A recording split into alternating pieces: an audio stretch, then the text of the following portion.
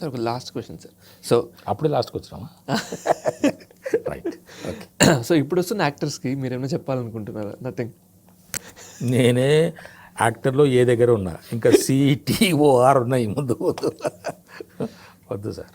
So మీరు ఇండస్ట్రీకి రాకముందు ఇలాంటి క్యారెక్టర్ ఒకటి చేయాలి లైఫ్లో, జీవితంలో అని ఇప్పటికి ఉంది సార్. ఓ ఇంకా అది ఇలాంటి తీరలేదంట. పరాందని కాదు, ఓకే. ఒక tough character, what ever it is, ఒక టఫ్ క్యారెక్టర్ ఏం చేశాడబ్బా అని అనుకోవాలి.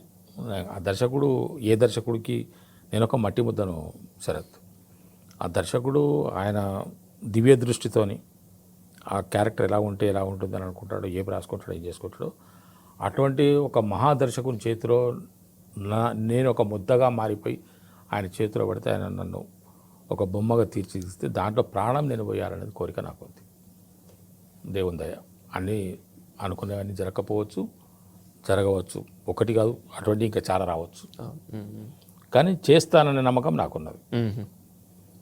ఎటువంటి క్యారెక్టర్ ఇచ్చిన, అందుకే ఇప్పుడు మేము ఎవరైనా డైరెక్టర్ కొత్త ప్రొడక్షన్, కొత్తగా మూవీకి మనం మాట్లాడుకుంటున్న సందర్భంగా నేను వాళ్ళకి ఒక మాట చెప్తాను సార్. నేను నాకు నిద్రాహారాలు లేవు, అలసట లేదు,